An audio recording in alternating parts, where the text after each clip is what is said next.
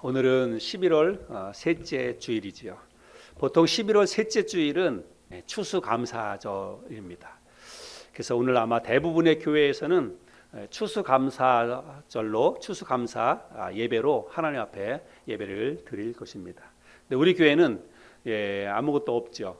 앞에도 아무것도 없고 우리 추수감사 이렇게 특별한 그런 예배로 이렇게 드리고 있지 않습니다. 그런데 올해만 그런 게 아니라 우리는 늘 추수감사 예배라고 해서 따로 별도로 모여 앞에다 뭘 이렇게 갖다 놓고 그렇게 예배드리거나 그러진 않았습니다. 혹시 아직까지도 우리 교회 성도님들 중에 우리 교회는 왜 추수감사 예배 안 해요? 왜 우리 교회는 다른 교회는 다 하는데 우리 교회는 왜 안 해요? 아마 이렇게 생각하시는 분이 혹시 아직까지도 있는지 모르겠습니다. 추수감사절은 부활절, 성탄절과 함께 기독교의 사실은 3대 가장 중요한 절기, 명절 가운데 하나입니다. 지금도 미국과 캐나다에서는 국가 공휴일로 지정을 해서 또 이렇게 축제도 즐기고 사실은 그렇게 하지요. 굉장히 중요한 그런 날이라고 할 수가 있습니다. 그런데 우리 교회는 왜 이렇게 중요한 그런 날인데도 불구하고 이런 어떤 절기 또 이런 그 주일 예배를 드리지 않는가 이렇게 생각하실 수 있을지 모르겠습니다. 성경에 우리 예수님의 부활을 기념하는 것이나 혹은 예수님의 탄생을 축하하는 것은 성경에 여러 곳에 많이 기록되어져 있습니다. 그리고 성경에 기록되어져 있을 뿐만이 아니라 그런 것은 예수님의 부활이라든지 예수님의 탄생은 시대나 문화에 상관없이 그거는 굉장히 중요한 것이고 그거는 반드시 기념해야 될 일들이다 이렇게 생각을 합니다. 근데 추수감사 이거는 조금 의미가 좀 다르다. 또 우리가 좀 다르게 해석해야 된다. 저는 그렇게 생각을 합니다. 물론 성경에 보면 77절이라든지 또 맥주절이라든지 이런 절기가 있어요. 그거는 이제 보리나 밀을 추수하는 것을 감사해서 하나님 앞에 추수한 곡식으로 하나님 앞에 제사를 드리는 그런 절기가 사실은 그 성경에 기록되어져 있기도 합니다. 그런데 이런 것은 그 당시에 어떤 시대적인 상황이라든지 또 이런 거하고 밀접하게 연관이 되어 있어요. 그 당시 성경이 기록될 당시에는 농경사회란 말이죠. 그렇죠? 그래서 농경사회에서는 주로 이제 농사짓는 일과 관계가 있기 때문에 농사지은 것을 가지고 한 해 농사를 마무리하면서 하나님 앞에 이제 감사하는 마음을 담아서 하나님 앞에 제물을 드리면서 이렇게 예배를 드리는 건 그거는 그 당시에는 굉장히 의미가 있고 또 꼭 필요한 것이다 이렇게 생각이 됩니다. 그런데 사실은 오늘날에는 물론 농사 짓는 데도 많이 있지만 대부분의 교회, 특별히 우리나라에서는 대부분은 이제 도시화가 됐어요. 그래서 농사 짓는 사람 별로 없지요, 많이. 우리 교회만 하더라도 사실은 농사 짓는 사람은 한 사람도 없습니다. 근데 이제 추수감사라고 하는 이 의미는 한 해 농사를 기념하면서 한 해 농사를 하나님이 잘 도와주셔서 우리가 풍성히 농사를 잘 지었습니다. 하나님 감사합니다 해서 추수한 곡식들, 과일들 이런 걸 가지고 와서 하나님 앞에 감사하면서 이제 예배를 드리는 그런 게 이제 추수감사 예배죠. 미국에서는 주로 이제 칠면조 그런 이제 고기를 같이 나눠 먹고 그러면서 이제 추수감사 예배를 드린다고 그렇게 얘기를 하는데. 그래서 이런 거는 사실은 시대나 이런 거에 따라서 다르게 해석하고 또 다르게 적용해야 된다. 저는 그렇게 생각을 합니다. 그래서 도시화된 교회에서 추수감사 예배라고 해가지고 호박 갖다 놓고 다 과일 갖다 놓고 근데 그거 다 어디서 가져오는 거예요? 자기가 직접 농사 지은 겁니까? 마트에서 사오는 거잖아요. 그렇죠? 그래서 그게 꼭 물론 이제 그렇게 의미를 담아서 하나님 앞에 우리가 한 해 잘 보낸 거에 대해서 의미를 담아서 하는 거 그거 동의합니다. 저도 그래서 그런 거는 있어야 된다고 생각이 돼요. 의미. 그래서 1년 동안 적어도 올 한 해 하나님의 도우심과 하나님의 인도하심으로 우리가 여기까지 잘 살아왔습니다. 올 한 해를 돌아보니까 하나님의 은혜가 우리의 삶 가운데 너무 컸습니다. 그런 의미를 담아서 하나님 앞에 감사를 표하는 것은 반드시 필요하다라고 생각을 해요. 그래서 우리 교회에서 그런 걸 안 하느냐? 우리 교회도 그런 걸 합니다. 그래서 단지 추수감사 주일 그날을 맞이해서 추수감사 예배로 안 드리다 뿐이지 우리 교회는 적어도 1년에 한 번 정도는 한 해 동안 하나님께서 우리 각자의 삶을 축복해 주신 것 우리 가정과 우리 교회를 축복해 주신 것들을 우리가 한번 되새겨 봅시다. 그런 의미를 한번 잘 생각해서 하나님 앞에 감사합시다. 우리 교회도 그런 걸 강조하고 그런 걸 하잖아요. 그래서 이제 아마 오늘부터 시작해서 다음 주에도 제가 광고도 하고 할 텐데, 적어도 우리는 1년에 한 번 정도 우리 각자의 삶을 돌아보면서 하나님께서 올 한 해 동안 나를 어떻게 축복해 주셨는지, 우리 가정을 어떻게 축복해 주셨는지 이런 것들을 한번 생각해 보면서 또 감사를 한번 표현하는 그런 시간들을 갖지요. 그래서 우리 교회는 이제 연말 감사해서 연말 감사 헌금을 12월 달 한 달 동안 광고를 하고 또 준비해서 연말 감사 헌금을 하나님 앞에 드리는 그런 시간들을 갖고 있습니다. 저는 우리 교회뿐만이 아니라 제가 처음 신앙생활했던 교회, 우리 행당동에 있는 성서 침례교회인데, 그 교회에서부터 지금까지 뭐 한 30년 이상 신앙생활을 해왔는데 늘 그렇게 제가 이렇게 배워왔고 그렇게 해왔습니다. 그래서 적어도 1년에 한 번 정도는 하나님의 은혜를 생각하면서 내가 가진 것들을 준비해서 하나님 앞에 드리는 그런 것들을 해왔습니다. 근데 저는 그게 더 맞다라고 생각이 돼요. 요즘 현실에 꼭 이렇게 뭐 추수감사 농사도 안 짓는데 그렇게 뭐 이렇게 과일 같은 걸 막 준비해서 이렇게, 그거 사실은 어떻게 보면 보여주기 형식 아니겠어요, 서로. 근데 그거보다는 의미를 담아서 우리 각자에게 그런 것들을 잘 가르쳐주고 그런 것들을 표현하면서 이렇게 한 해를 마무리하는 게 중요하다, 이렇게 생각이 됩니다. 그래서 저는 특별히 추수감사절을 맞이해서 오늘 추수감사 예배들을 다른 교회에서는 드리는데 우리 교회는 그렇게 하지 않기 때문에 혹시나 이런 거에 대해서 이제 궁금해하실 분들이 있을지 몰라서 제가 그냥 오늘 특별히 이제 이런 날이니까 추수감사절을 맞이해서 우리 교회는 왜 추수감사 예배를 드리지 않는가, 이런 거에 대해서도 간단하게 지금 설명을 드렸고, 대신 우리도 한 해를 마무리하면서 우리가 어떻게 마무리해야 되는가, 한 해를 마무리하면서 하나님과의 관계 속에서 어떻게 한 해를 마무리하면 좋을까, 이런 것들을 생각해서 오늘 이 말씀을 함께 좀 나누려고 하는 것입니다. 오늘 우리들이 함께 읽을 이 본문 말씀은요, 읽는 것만으로도 큰 은혜와 축복이 돼요. 우리가 이 두 절의 말씀을 읽었는데, 그렇죠, 우리 다시 한번 이 말씀을 읽어볼까요? 23절, 24절 제가 한번 읽어볼 때 여러분 잘 들어보세요. 시온의 자녀들아, 너희는 너희 하나님 여호와로 말미암아 기뻐하며 즐거워할지어다. 그가 너희를 위하여 비를 내리시되 이른 비를 너희에게 적당하게 주시리니 이른 비와 늦은 비가 예전과 같을 것이라. 마당에는 밀이 가득하고 독에는 새 포도주와 기름이 넘치리로다. 여러분, 너무 이 말씀을 읽으면 큰 은혜와 축복이 되지요. 하나님이 이른 비와 늦은 비를 내려주셔서 마당에는 밀이 가득하고, 그리고 포도주를 담은 그릇, 그리고 올리브 기름을 담은 기름통에 포도주와 기름이 가득하게 될 것이다, 이렇게 말씀하고 있어요. 여러분, 이게 얼마나 큰 은혜와 축복입니까? 하나님께서 우리 하늘소망교회에 속한 사랑하는 모든 성도님들 가정도 정말 이렇게 축복을 좀 해주셨으면 좋겠다, 이런 생각이 듭니다. 농경사회에서는 이보다 더 큰 축복이 사실은 없어요. 그렇죠? 한 해 농사가 잘 돼가지고 마당에는 밀이 가득하고, 그리고 포도주와 그리고 올리브 기름과 이런 게 통마다 가득하면, 여러분, 이거는 뭐 그 걱정 근심이 없는 거잖아요. 그죠? 한 해 농사 다 짓고 나서 그렇게 추수한 거를 다 걷어들여서 창고에 곳간에 그걸 가득 쌓아놓으면 여러분 무슨 걱정이 있겠어요. 그렇죠? 정말 이제 겨울도 다 풍성하게 지낼 수 있는 것이죠.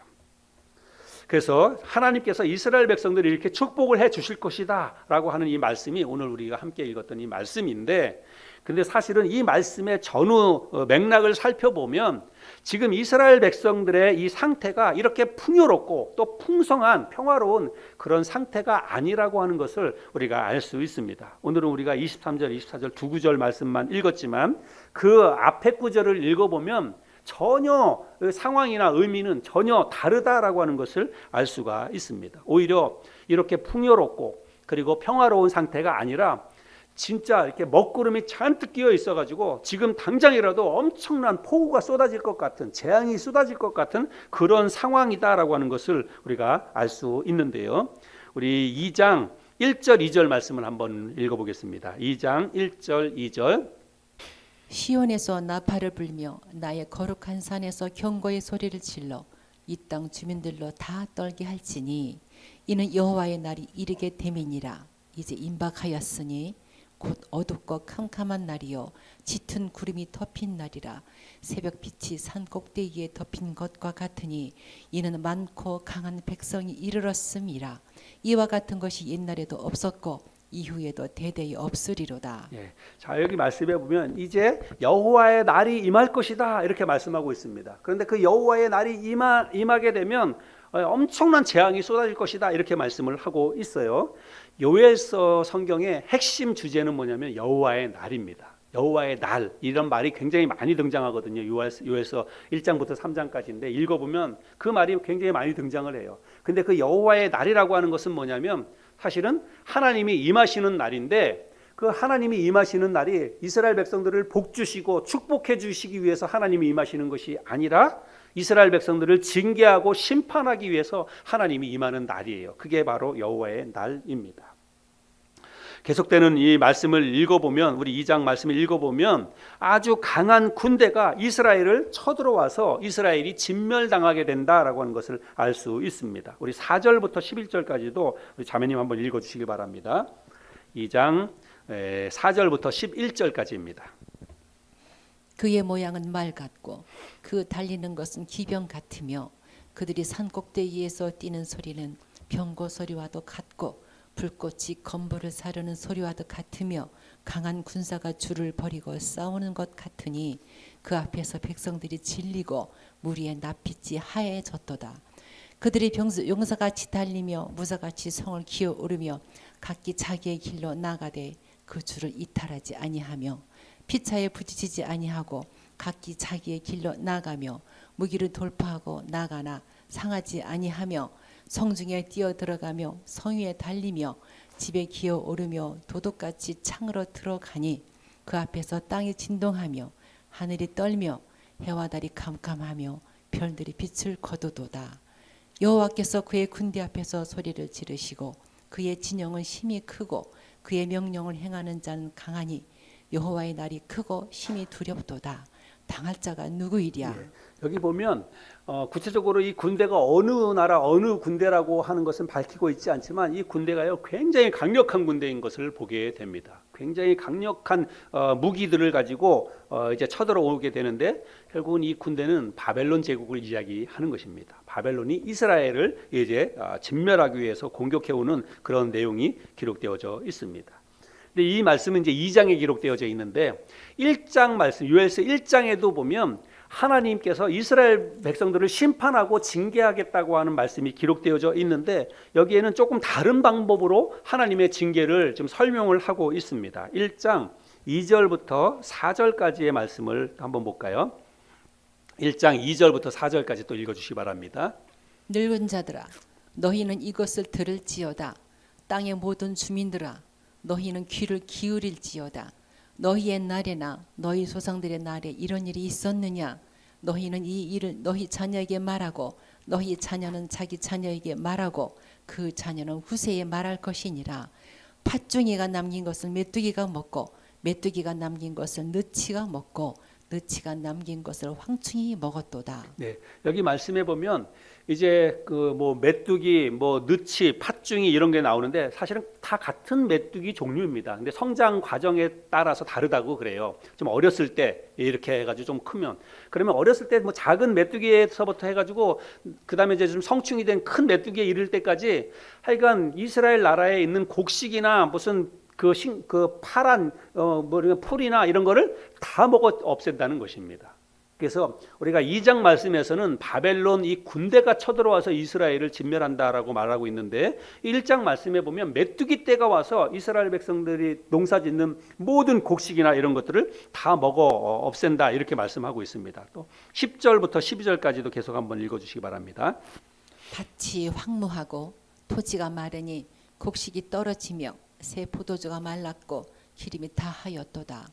농부들아 너희는 부끄러워할지어다. 포도원을 가꾸는 자들아 곡할지어다. 이는 밀과 보리 때문이라 밭의 소산이 다 없어졌음이로다. 포도나무가 시들었고 무화과 나무가 말랐으며 석류나무와 대추나무와 사과나무와 밭의 모든 나무가 다 시들었으니 이러므로 사람의 즐거움이 말랐도다. 자, 이 말씀을 읽어보면 이스라엘에 남아있는 모든 것이 그야말로 다 황폐하게 되는 모습을 볼 수가 있습니다.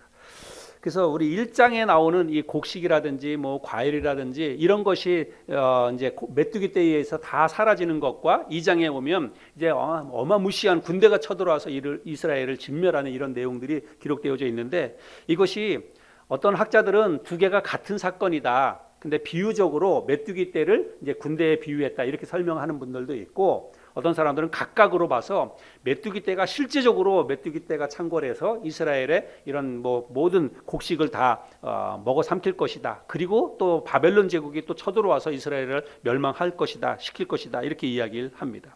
근데 뭐 두 개가 같든지 뭐 다르든지 뭐 그건 별로 중요하지 않습니다. 중요한 거는 뭐냐면 하나님께서 이스라엘 백성들을 심판하신다는 것입니다. 그리고 그 하나님의 심판은 정말로 이전에도 보지 못했던 아주 전무후무한 아주 엄청난 그런 재앙이 될 것이다 이렇게 말씀을 하고 있습니다.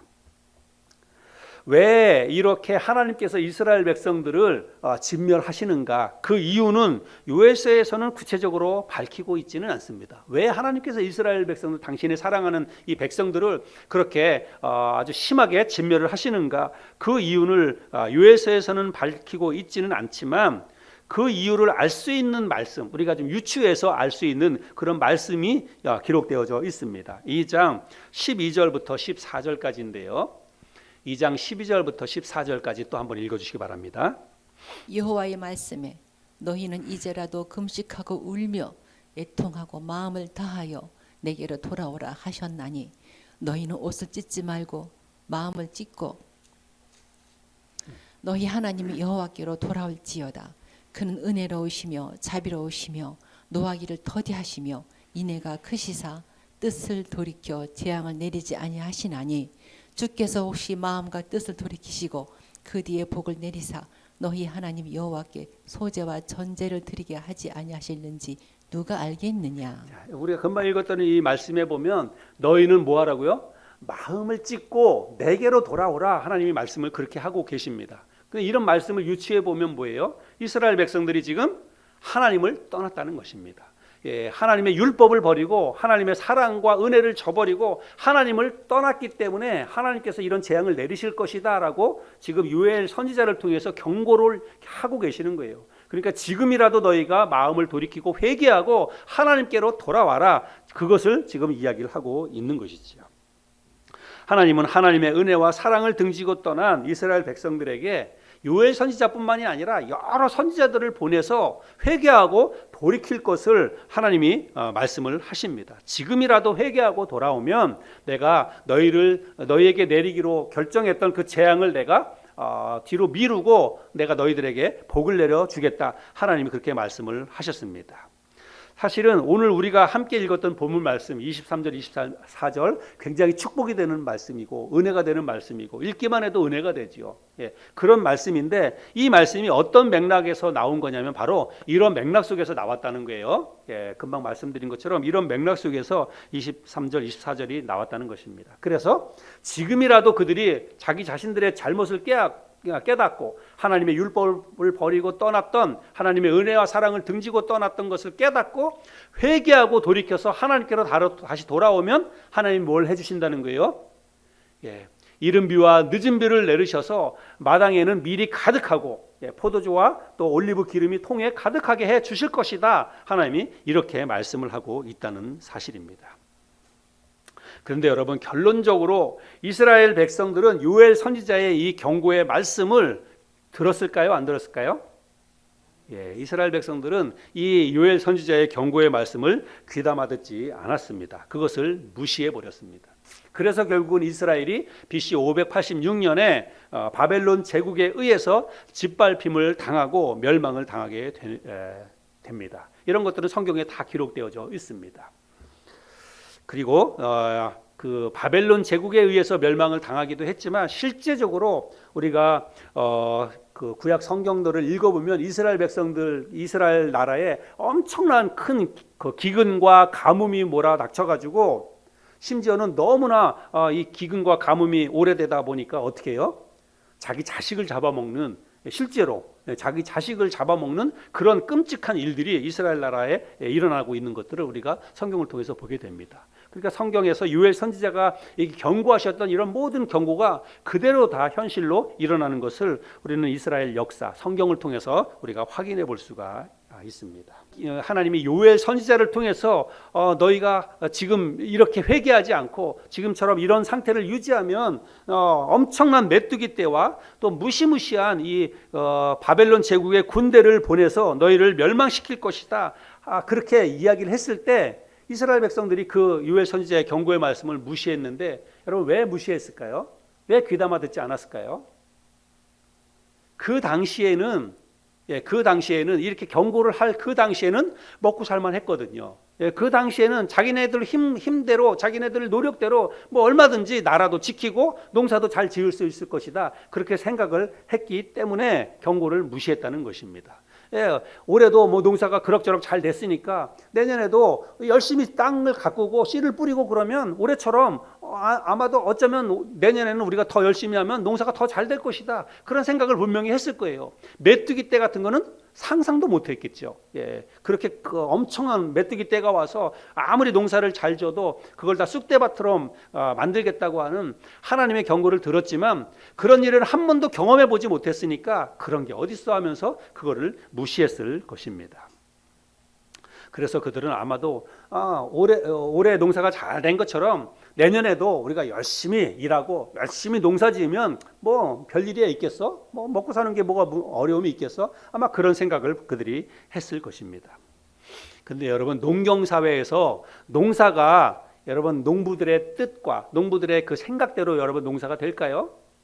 농부들이 다 계획을 세우고 또 열심히 그 씨를 뿌리고 또 뭐 채소들 가꾸고 곡식을 가꾼다고 해서 여러분 농사가 마지막에 가을에 가서 추수할 때 그렇게 그들이 뿌렸던 그런 노력의 결실대로 그게 다 거둬질까요? 여러분 그렇지 않다라고 하는 것입니다. 하늘에서 비가 내리지 않으면 그 어떤 식물도 여러분 자랄 수 없습니다. 그 어떤 곡식도 거둬들일 수가 없습니다. 식물뿐만이 아니에요. 뭐 파란 그런 식물들과 이런 게 있어야 동물도 그걸 먹고 짐승들도 먹고 자라는 거죠. 그래서 한 해 두 해 한 3년 정도만 기근이 계속되면 여러분 진짜로 엄청난 식량난에 의해서 사람들이 먹을 게 없어서 굶어 죽게 되는 것이죠. 아프리카 케냐에 올해 굉장히 끔찍한 이 기근이 이어지고 있다고 이야기를 합니다. 그 가축들 뭐 이렇게 짐승들 그 벌판에 있는 짐승들이 말라 죽는 거 먹을 게 없어가지고 가뭄 때문에 말라 죽는 거 아마 여러분들도 많이 보셨을 거예요. 저는 아프리카나 이런 데서는 이제 저런 소 같은 거를 직접 많이 기르잖아요. 소. 근데 저런 소들이 진짜 한번 이렇게 보세요. 완전히 뭐 바짝 말라가지고 뼈밖에 없고 결국은 저렇게 말라 죽었습니다. 근데 소뿐만이 아니라 이거는 실제로 이제 그 아프리카 케냐의 어떤 이제 국립공원 안에 있는 그런 데인데 기린들이 저렇게 6마리가 한꺼번에 저렇게 모여 있다가 그건 아마 기린들도 이렇게 공동체 생활을 하는 것 같아요. 같이 저렇게 말라 죽어 있는 모습을 사진을 찍은 것입니다. 이건 뭐 일부분만 이렇게 보여준 거예요. 근데 사실은 기린 같은 동물은 뭐 큰 채식 동물인데 키가 크니까 높은 나무에 있는 것도 다 따먹고 그러잖아요. 그런데 먹을 게 없어서 저렇게 빼짝 말라서 기린도 저렇게 굶어 죽었다는 것입니다. 기린뿐만이 아니라 사람들도 식수난이 얼마나 심각한지 여러분 저런 물 여기 뭐 화면에 여러분 아마 잘 안 보여서 그럴 텐데 진짜로 완전히 그냥 구정물이거든요. 근데 저걸 먹겠다고 저걸 지금 뜨고 있어요. 저런 물도 없으니까. 뭐 제가 사진을 더 많이 준비를 했었는데 이 세 커트만 이렇게 보여드리는데요. 너무너무 심각한 기근 이런 것들이 일어나고 있습니다. 지금은 기후변화로 인해서 전 세계적으로 식량난이 엄청 심각한 상태에 있습니다. 이런 어떤 뭐 기후변화로 인한 식량난뿐만이 아니라 우리의 평화로운 삶, 전쟁이 없는 평화로운 삶, 여러분 이런 것들도 사람들의 손에 달려 있을까요? 우리가 잘 대비하고 뭐 전쟁 준비 잘 뭐 이런 거 잘 막고 그런다고 해서 여러분 평화로운 삶을 살 수가 있을까요? 뭐 우크라이나에서는 뭐 그런 대비를 안 했겠습니까? 늘 그런 위험이 있으니까 전쟁 대비를 했겠지요. 그런데도 지금은 우크라이나에서 그야말로 끔찍한 전쟁이 일어나서 수많은 사람이 목숨을 잃었고 지금도 엄청나게 큰 고통을 당하고 있습니다. 이미 그 우크라이나에서 이제 겨울이 시작이 되었다고 하는데 올 겨울 어떻게 지낼지 정말 너무 비참합니다. 뭐 발전 시설이라든지 이런 걸 다 파괴되고 집들도 다 파괴되고 그렇게 해서 전력, 전기 이런 것들이 다 끊어지고 그렇기 때문에 겨울 나는 게 정말 힘들 것이다 이렇게 생각이 됩니다. 지금도 지구촌 곳곳에서는 전쟁과 또 이런 분쟁과 이런 것들이 끊임없이 일어나고 있습니다. 그래서 우리가 평화로운 삶, 뭐 안정된 삶, 여러분 이게 우리 인간들의 손에 달려 있지 않다라고 하는 것을 우리들은 확인해 볼 수가 있습니다. 그래서 우리가 지금 이렇게 평화롭게 하루하루 살아가는 거, 우리가 오늘 아침에도 별 탈 없이 이렇게 하나님의 교회에 나와서 하나님을 찬양하고 예배하고 뭐 비교적 이렇게 쾌적한 환경 속에서 큰 어려움 없잖아요. 불편함 없잖아요. 쾌적한 환경 속에서 이렇게 하나님을 찬양하고 하나님을 예배할 수 있다는 것이 여러분 이게 보통 큰 은혜가 아닐 수가 없습니다. 그래서 우리가 이렇게 진짜 우리의 삶 가운데 아무 일 없다고 하더라도 이 아무 일 없는 게 이게 기적이에요. 아무 일 없는 것이 진짜 하나님의 은혜인 줄로 여기시기를 바랍니다. 이렇게 하나님의 은혜 가운데 우리가 살아가고 있다는 사실을 우리가 정말 잊지 말고 하나님 앞에 감사할 수 있는 저와 여러분이 되었으면 좋겠습니다. 올해로 코로나 3년째를 우리가 이렇게 보내고 있지요. 정말 이 코로나로 인해서 많은 분들이 너무너무 힘든 그런 시간들을 보내고 있으리라고 생각이 됩니다. 그래도 직장 생활하는 분들은 조금 그래도 조금 피부적으로 좀 덜 그런 걸 느낄지 모릅니다. 그런데 개인 사업하시는 분들은 지금 너무너무 힘들다고 이야기를 합니다. 저도 주변에 이제 사업하시는 분들 이야기도 듣고 같이 이야기도 해보고 그러면 사업하시는 분들은 그나마 지금 이제 엄청나게 많은 분들이 사업하다가 사업 그냥 다 접고 정리하고 폐업하고 이런 분들도 많이 있는데 견디고 있는 사람들은 이제는 그야말로 한계치에 다다랐다라고 이야기합니다. 사업하시는 분들은 필수적으로 개인적으로 자기 돈 있는 돈을 가지고 사업을 하는 것 아니고 때로는 은행에 대출을 받기도 하고 그 사업하면서 대출을 갚아 나가면서 이렇게도 하잖아요. 근데 지금은 대출 이자가 엄청나게 올라가 가지고 대출을 받을 수도 없고 대출도 잘 안 해주고 그렇기 때문에 어쩔 수 없이 회사 문을 닫아야 되는 그런 상황들이 지금 계속해서 일어나고 있다고 합니다. 그래서 진짜 사업하시는 분들이 너무너무 힘들다라고 하고 우리 건물만 하더라도 이 밑에서도 주인이 계속 수시로 바뀌어요. 계속 있다가 못 버티니까 또 나가고 또 새로운 분이 들어오긴 하지만 굉장히 이렇게 힘들고 어려운 가운데 지금 우리가 지금 시간들을 보내고 있습니다. 그런데 더 암담한 것은 이러한 어떤 경제적인 어려움, 경기 침체, 고금리, 인플레이션 이런 것들이 내년에도 계속될 거라는 것입니다.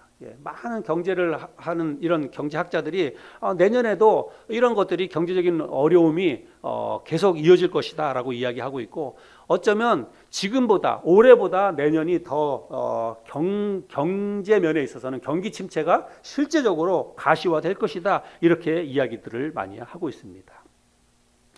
기후변화로 인한 자연재해 여러분 이것도 우리에게 아주 실질적인 위협이 되고 있습니다. 그렇죠? 진짜 실질적으로 위협이 되고 있습니다. 한쪽에서는 아주 심각한 기근과 가뭄으로 고통을 받는가 하면 또 다른 한쪽에서는 집중호우로 인해서 홍수로 인해서 큰 물난리가 나는 그런 일들이 일어나고 있고 한쪽에서는 섭씨 50도에 육박하는 올해 중국이 거의 45도, 46도까지 올라가고 그러지 않습니까? 이렇게 아주 그냥 폭염으로 인해서 고생하는 그런 나라가 있는가 하면 또 어떤 나라에서는 폭설 때문에, 혹한 때문에 고통을 당하는 이런 나라들이 있습니다. 그래서 지금은 기후 변화 이것이 전 세계 이런 이제 이슈이고 어떻게 하면 이 기후 변화를 잘 대처를 할까 이것이 이제 각 나라마다 이제 그런 나라에서 이런 대책을 세우는 기구들도 만들고 이렇게 하고 있는데 우리가 아무리 노력을 한다고 하더라도 이런 거에는 그야말로 인간의 한계가 있다라고 하는 것을 우리가 볼 수 있습니다. 그래서 우리 사람들의 힘과 노력으로 우리가 이 세상을 사는 것 같지만 사실은 그렇지 않다는 것입니다. 우리가 아무리 기후의 변화를 잘 대처하고 또 탄소 배출을 줄이고 뭐 이런 노력을 많이 한다고 하더라도 여러분 조금씩 그런 뭐 어떤 노력의 결과물들이 나올 수 있을지는 몰라요. 그러나 진짜 하나님께서 적당하게 햇빛을 주시고 비를 내려주시고 적당하게 눈을 내려주시고 그렇게 하지 않으면 여러분 우리가 살고 있는 이 세상은 한순간에도 무너질 수 있다라고 하는 것들을 우리들은 기억해야 합니다. 오늘 우리가 이 말씀을 나누면서 우리의 생활, 우리의 삶을 한번 돌아볼 수 있었으면 좋겠습니다. 하나님이 왜 요엘 선지자를 통해서 이런 경고의 말씀을 하셨는지, 그리고 이스라엘 백성들은 또 왜 멸망을 당했는지 우리가 이 말씀을 통해서 한번 생각해 봤으면 좋겠습니다. 물론 하나님의 목적은요, 이스라엘 백성들을 진멸하는 것이 하나님의 목적이 아닙니다. 하나님께서 요엘 선지자뿐만이 아니라 많은 선지자를 통해서 경고를 하셨는데, 이 경고의 목적은 그거는 하나님께서 이스라엘 백성들을 진멸하기 위해서 경고를 하시는 게 아닙니다. 경고는 그렇게 하면 안 된다, 그렇게 하지 말아라, 이것이 목적 아니겠어요? 그래서 너희가 지금이라도 돌이켜서 뜻을 돌이켜서 나에게로 돌아오면 내가 너희들을 복 주겠다. 이게 하나님께서 경고를 하시는 그런 목적이죠. 그래서 하나님은요, 지금이라도, 물론 이스라엘 백성들에게 이 말씀을 주셨는데, 지금이라도 너희들의 삶의 주인이 나다라고 하는 것을 하나님이 깨닫고 그 하나님 앞으로 돌아오도록 하나님이 요구를 하고 있다는 말씀이죠. 여러분, 그래서 이 경고의 말씀을 오늘 우리는 우리에게 주시는 경고의 말씀으로 우리가 이해하고 적용하고 받아들여야 된다는 것입니다. 지금이라도 우리들도 마찬가지예요. 우리들도 정말 하나님의 은혜로 살고 있는 것이다. 내 힘으로, 내 노력으로 사는 게 아니라 하나님께서 도와주셨기 때문에, 하나님께서 나에게 복을 주시고 우리 가정에 축복해 주셨기 때문에 내가 이만큼 먹고 사는 것이다 라고 하는 것들을 깨닫고 더 한 걸음 하나님 앞에 우리가 나아가야 한다는 것입니다. 하나님의 은혜를 기억하고 하나님 앞에 믿음으로 나아가야만 하나님께서 우리의 삶을 더 크게 축복해 주시고, 그래서 적당하게 비를 내려주셔서 우리의 삶의 모든 것들이 풀어질 수 있도록 하나님이 축복을 해 주신다는 그런 의미입니다.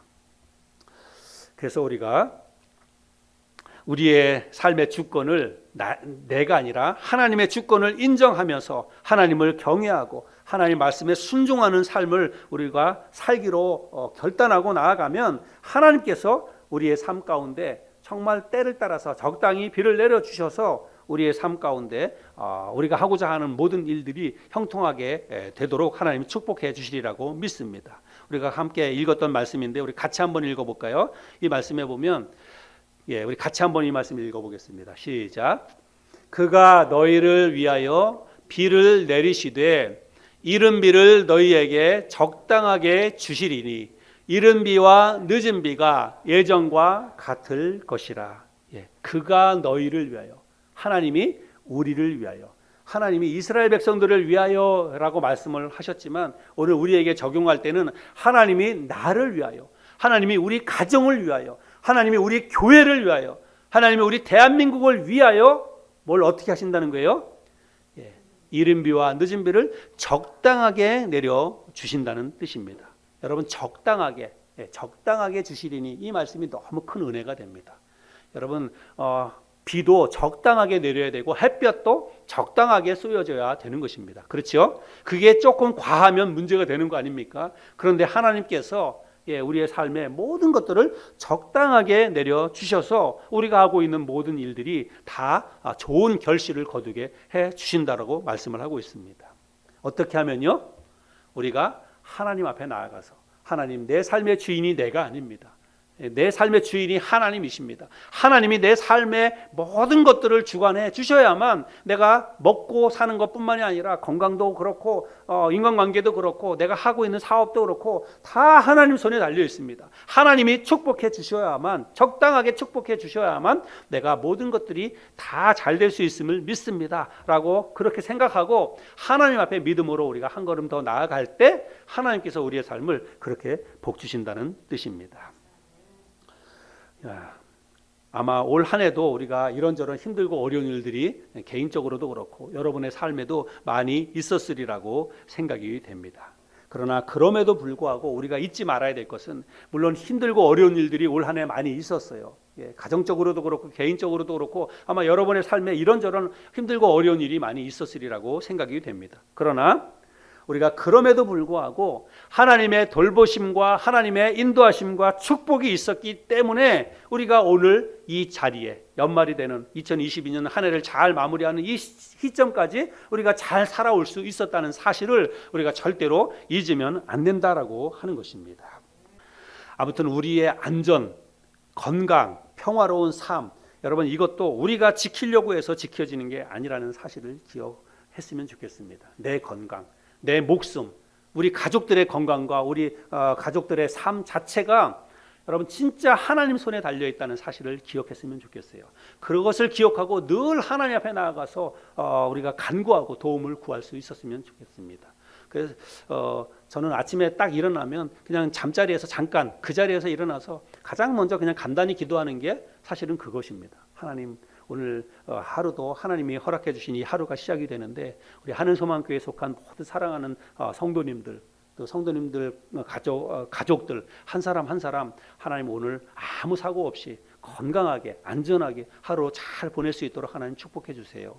또 우리 가족 내 식구 하나님 우리 가족들도 각자 또 흩어져서 여기저기서 각자의 삶을 살아가지만 안전하고 건강하게 또 맡은 그 일들을 또 잘 하면서 그 속에서 행복을 누리며 하루 건강하게 잘 살 수 있도록 해주세요. 잠깐이지만 매일 아침마다 일어나서 그 기도 먼저 합니다. 우리 하늘소망교회 모든 성도님들의 안전과 건강을 위해서 건강한 삶을 위해서 기도하고 그렇습니다. 그게 잠깐이지만 이게 우리가 노력하고 우리가 지키려고 해서 지켜지는 게 아니기 때문에 그래요. 그래서 어디에서 어떤 일이 일어날지 모르는 그런 불확실한 그런 상황 가운데 살고 있기 때문에 늘 하나님 앞에 우리가 그것을 위해서 기도해야 됩니다. 그런데요, 뒤집어서 생각하면 지금 그래도 우리가 아무 일 없이 우리 가족이 아무 일 없이 우리가 이렇게 올 한 해를 살아왔다는 것은 이거는 진짜 하나님이 돌봐주시고 하나님이 지켜주셨기 때문에 우리가 여기까지 왔다는 사실입니다. 우리가 이걸 잊지 말아야 돼요. 이 사실을 기억하면서 하나님 앞에 감사할 수 있어야 한다는 사실입니다. 말씀을 마무리하면서 제가 마지막으로 우리가 이렇게 우리의 마음속에 우리가 하고 있는 모든 일들, 물질을 포함해 가지고 물질과 건강과 우리 가족들의 안전과 생명과 이 모든 것이 다 참 우리가 좀 깊이 생각해 보면 하나님의 은혜로 하나님의 돌보심 가운데 이렇게 잘 지내왔다라고 하는 것들을 우리가 고백하지 않을 수가 없습니다. 그래서 우리가 이것을 한 해를 보내면서 적어도 1년에 한 번 우리가 매일매일 하나님 앞에 감사하며 살아야 되지만 그래도 우리가 다른 교회에서는 이제 추수감사절을 맞이해서 하나님 앞에 그런 의미를 담아서 하나님 앞에 감사를 표하는 게 추수감사 예배잖아요. 근데 우리는 추수감사 예배를 안 하니까 이런 것마저도 우리가 잊고 살 수 있는데 적어도 우리가 1년에 한 번 정도는 하나님께서 올 한 해 동안 우리 가정 그리고 내가 하고 있는 일 그리고 나의 건강, 우리 교회 다 축복해 주신 것들을 생각하면서 하나님 앞에 우리가 감사하는 마음을 가지고 또 감사를 좀 표할 수 있었으면 좋겠다. 이 말씀을 드리고 싶습니다. 올 한 해 이제 한 달 정도 남았습니다. 남은 한 달 기간 동안에 한 해를 돌아보면서 여러분 제가 하나 제안을 드릴게요. 제가 아마 그래서 오늘 주보 사이에다가 제가 하나 별지를 넣어 드렸는데 여러분 이제 남은 기간 동안 한 달 동안 한번 잘 생각하면서 여러분 우리 저와 함께 그렇게 했으면 좋겠어요. 한 번도 이거 그냥 흘려버리지 말고 이런 게요 형식적인 것 같지만 굉장히 중요합니다. 감사 제목을 우리가 20가지 감사 제목을 한번 적어보자라고 하는 것입니다. 제가 이거 드린 거 여러분 잊어버리지 말고 꼭 가져가셔서 감사 제목을 여러분 20가지를 한번 생각해서 더 있으면 더 적어도 좋은데 한번 20가지 정도를 한번 적어보시기 바랍니다. 근데 사실은 우리가 이런 거 잘 안 해보면요 20가지 감사 제목 적는 것도 쉽지 않아요. 감사가 많은 것 같지만 사실은 쉽지 않습니다. 그런데요 잘 생각하면서 무엇이 감사한가, 올 한 해 나에게 있었던 일들 그리고 내 주변의 사람들과의 관계 속에서 있었던 일들을 생각하면서 여러분 감사 제목을 하나하나 이렇게 좀 간단하게 우리 개인적으로 이제 저 같은 경우면 우리 광고도 하고 그랬으니까 우리 학교 합격한 거, 우리 아들 학교 합격하게 해주신 거 감사합니다. 이렇게 적을 수 있고 그래서 한 가지 한 가지를 생각하면서 여러분들이 감사 제목을 20가지를 한번 적어보시기 바랍니다.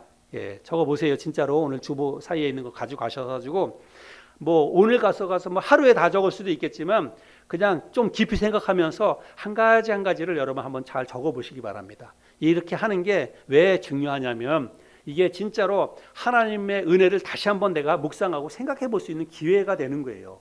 예, 하나님께서 진짜 이렇게 나를 축복해 주셨구나라고 하는 것들을 다시 한번 내가 이거를 내 스스로가 확인하는 시간이기 때문에 굉장히 중요합니다. 이런 것들을 한번 잘 적어서 가능하면 이제 우리가 함께 나누는 그런 시간도 좀 있었으면 좋겠어요. 제가 한번 잘 봐가지고 나중에 우리가 뭐 온라인이 됐든지 아니면 우리가 교회 제가 뭐 주보를 통해서든지 우리가 함께 좀 이런 걸 공유하고 나누는 그런 시간도 한번 만들어 보도록 그렇게 하겠습니다. 아무튼 주보 사이에 있는 이 감사 제목 20개 꼭 여러분들이 한번 적어 보시기를 바랍니다.